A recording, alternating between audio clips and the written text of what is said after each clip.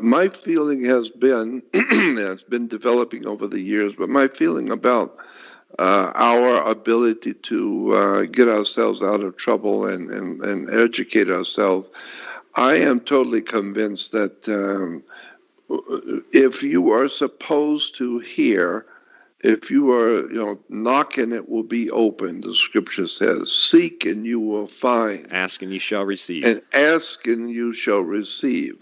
So it's my opinion, but I think that if you are supposed to awaken and to enlighten yourself and to learn certain things that other people aren't, it will be given to you. The Spirit in the universe gives it to you. And the way I explain that is that if you are, say, a young man and you are drafted into the military, and so now you're in the military, and the first thing you do is you are put on a bus and you're taken to a military base. And when you get off the bus at the base on the first official day in the military, you tell the officer in charge, I'm supposed, if I'm going to be in the military, I'm supposed to go to Washington, D.C. and work with the Joint Chiefs of Staff. Well, they're going to take you out behind the barn and teach you a lesson. And when they're through with you, you're going to understand you don't tell power where you're going to go and what you're going to do. Power tells you. And so that's the way I have viewed spirituality in the universe and for mankind. Mankind does not decide what it's going to do. It's the spirit in the universe that calls you. You don't call it. So the idea being, and using Christian language, you don't go to God. God comes to you. Meaning you don't decide in your mind that you want to know this and you want to know that and you're going to learn about this or that. I believe it's just the opposite. The Spirit is calling you. The Spirit moves across the waters and the Spirit moves us. Yep, that's exactly what I'm saying. So I think if you're supposed to know something, you will. And you'll hear about it. If you're supposed to hear it, you will. And if somebody's listening to me, but they're not supposed to hear what I'm saying, they won't. They won't get it. They won't understand it. There's nothing to them, and they'll go on their way, never realizing that the Spirit didn't want you to hear it. So that's why you didn't hear it. We're going to take. I'm sorry. Go ahead. Yeah, but if you are caught, as I have been, and many others, if you're caught up in the idea, some sort of an idea that pops up into your life, where you realize the dark, sinister forces at work and the great spiritual truths in the universe that you've never known before, all of a sudden you are spiritually active to wake up and find out what's going on, so to speak. I think it's because you were called by the Spirit. It's not you decided to do that, but somebody wanted you to wake up. Somebody picked you out of a group to wake up. And so, that's what's happened to me. I can tell you that. That's exactly what's happened to me. And I think, Ryan, you'd probably say the same thing, wouldn't you? I would agree, yes. Well, you remember the story in the Bible, in the story of Jesus, when Jesus said to his apostles, this is a metaphor, but it makes the point. Jesus asked the apostle Peter, he said, people are saying different things about me. Some people say that I'm this, and some people say that I'm that. What do you say about me, Peter? What is your opinion of me? And Peter says, I see that you are the master teacher, you are the Lord, etc., etc. But then Jesus answered him, Peter, saying, flesh and blood has not given you this insight, but my Father in heaven has given you this insight. So the point I'm making is that if you begin to really see something for the first time, it's not because you're so brilliant and so bright. It's because someone is giving it to you. It's as if there's a higher power in the universe, a higher intelligence, and it sees you, and it equates what you're doing with your intelligence and your sincerity. And if you really want to know, and you're really asking, then somehow, some way, you will begin to wake up to the information you are looking for, and it is given to you. You'll be led to believe things. The Spirit is calling you. You're not calling God. God's calling you. I've been led to things since day one in radio. I've always called it synchronicity, even before I knew anything about the way that people use that word and relate it directly to Jung. I've always thought that things are just, they're presented. And I've never prepared a radio show in 7, going on 8 years now. It just intuitively, it might happen the night before, it might happen a week before. It just comes. That's exactly what I'm saying. And with me, it was, I had always questioned things. And I was led to David Icke. And David Icke started my journey of just an incredible, it was like a track meet. All of this information just started coming at me from all different directions. Just meeting Ryan a couple of years ago, that had to be some type of synchronicity. In some very synchronistic way. That was so interesting. Yeah, and then, our path leads to getting the opportunity to talk with you, Jordan, so it's pretty interesting, and I think you're onto something there, because I've had that same feeling where information is brought to me in timely fashion for whatever reason. That's right. And in a timely fashion. Little by little, you are guided. You're guided to where you're supposed to go, wherever the great divine presence in the universe that men have called God, whatever that is, whatever that divine intelligence in the universe is, it picks you. There's a big difference between a disciple and an apostle. A disciple is one who studies the work of another person and another person's discipline. And so, if you pick someone that you like and someone who's caught your attention, and you really start studying what he's doing or what he's saying, then you are a disciple, because you are disciplining your mind to follow his discipline. And so you are then referred to as a disciple. But the word apostle means something different in the Greek language. It simply means one who is called out. You're an apostle if you are one who is called out. The idea being, for instance, if you were standing on a field, a rapt attention in the military, and there's 200 of you standing in a rapt attention, and you're waiting for the general to come, and the general drives up, and a 5-star general pulls up in his Jeep and gets out, everyone's standing at attention. And he walks around and just surveying and looking at everybody and surveying the situation. And then he points to you, points directly at you and says, "You come here and go over there and sit, and I will talk with you later." And then he points at you and says, "Come here." Now that act of the powers that be picking you, you are at that point, the Greek word is an apostle. So a disciple is one who picks the teacher. An apostle is the teacher picks you. Jordan, we're going to pause for just a moment. We have a caller on the line, 501 area code. Can you tell us your first name and where you're calling from? You're on with Jordan Maxwell.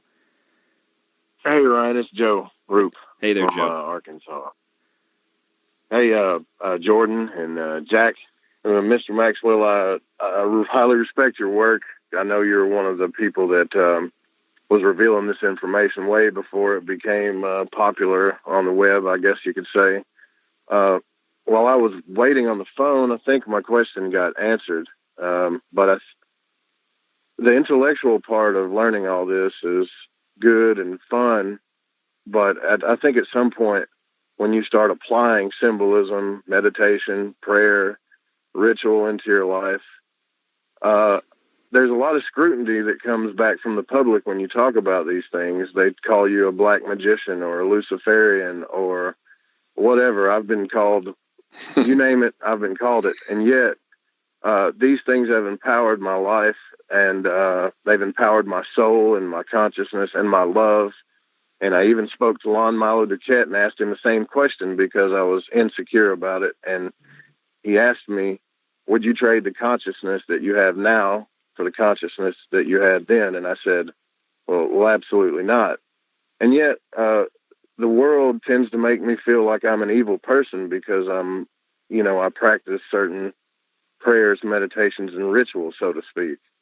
I was just curious on what your opinion is into the world of the occult, or let's just say practicing magicians. Are they evil in your eyes, or is it pretty much the same thing you were saying before?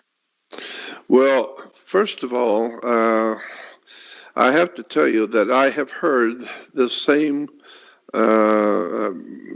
idea expressed virtually daily, because I do radio shows almost every day, and I have heard so many people over the years tell me the same thing, that because I am involving myself in certain prayers and doing the kind of research and study I am doing, that I'm losing my friends, my family's broken up, or my wife left me, or my friends, and I've been fired from my job and whatever.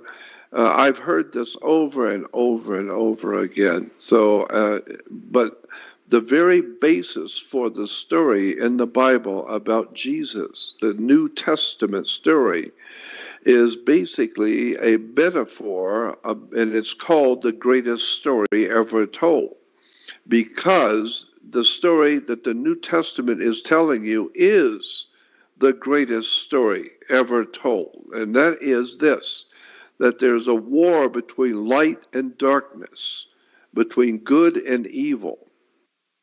And the scripture has Jesus saying, which is a metaphor, but there's a scripture that in the Bible where Jesus said, they asked him, some of his followers asked Jesus, why do you talk to us in parables? Why do you use parables to teach us? Why don't you just come out and say what you have to say, instead of using mystical symbols and talking in strange mystical ways in parables? And he said, I speak in parables because there are people I don't want to get it. There are so many people in this world, I don't want them to know the truth. I don't want them to see what I'm doing. I don't want them to know. I don't want them around me. And so I speak in parables, so that it's done in such a way that if the Spirit of the Father, if God the Father, the Spirit in the universe, wants you to understand what I'm saying, you will get it. But if it doesn't want you to understand, you won't get it. And so I speak in parables so that I don't tip you off to the real truth. I speak in parables so if you're supposed to learn and supposed to know, God would let you know. And if you're not supposed to know, you won't. Would you also say that it's because these types of things are very powerful? Yes. Well, so just keep in mind that if you have been called out, so to speak, that means that you have not chose a teacher. The teacher has chose you, and therefore you have been called out. Well, that happens in life all the time. There may be a lot of guys that work like you, but if you get picked to go up into the company, well, they weren't picked. Why? Well, because the boss decided he wanted you. He didn't want them. He wants them where they are, to stay where they are, and he sees something in you of real value, so he appoints you into a higher position. Well, that's the way the Spirit works in the world we live in. If you're supposed to know something, the Spirit will pick you. You don't have to know about it and decide you want to know. you will know. The Spirit will pick you, and you will begin to open up your eyes to see things you never saw before. And the more you open your eyes, the more you will begin to see, and it will totally change you. But you didn't change you, the Spirit changes you. So I'm saying, this is for everyone to keep in mind. When you have been picked to spiritually evolve to another world of knowledge, to a deeper and darker world of understanding and spiritual knowledge, the people around you are not going to be very happy with you. I mean, that's what it says in the Bible. It says if you have been picked, the people that you used to run with are not going to like you. They're not going to associate with you. Your wife is not going to understand you. Your kids are not going to understand what you're talking about. And now you're going to wake up to what it's like to be spiritually awake and alive in a world that is totally dark and has no knowledge of anything spiritual at all, and therefore they think you are the fool. Well, here's another example. If you are a normal, regular human being with an average intelligence, and you go on a vacation to a foreign city, and in that city there's a large mental health or an insane asylum for the mentally handicapped, and you go to that place just for a visit. As you're walking through this mental asylum, all the people there know each other, and they're always arguing and yelling at each other, and there's all kinds of discord going on. But everybody who's arguing with each other, they all remember and know each other. And so they're all happy with the situation, arguing and yelling at each other, but they all know each other, and it's okay. But you don't fit in the picture at all. Nobody there likes you. Nobody there wants to talk to you because you don't fit anywhere. Nobody's ever seen you. They don't know who you are, and they don't like you, and that's it. So don't talk to them. They don't want to hear you. Well, that's the same thing that you are experiencing today. Once you start to wake up and the Spirit is calling you to wake up and become a different spirit, a different person, and beginning to learn things you never knew before, everybody else in this insane asylum that we live in is not going to like you. You don't look like us. You don't even talk like us. You don't think like us. So therefore, we don't like you. We don't want you around. So don't be surprised if, as Jesus said, what they have done to me, they will do to you. If they had listened to me, they would listen to you. But they didn't listen. And so, so that's Jordan, all I can say is that's what's happening with you. In your scenario about the general selecting one of the soldiers or the boss selecting one of the workers to be promoted, that would make sense too, because the others may have a sense of jealousy. And that's exactly right. Right after my so-called awakening back in 2009, I had a thought come to me when I was meditating, and it kind of ties in with everything you just talked about. The thought that came to me was this: everything I had ever learned would now have meaning. Yeah, of course, because why? Because you now have a deeper understanding. Yeah, it all came together. I started understanding things on a different level, and my whole perspective on life changed.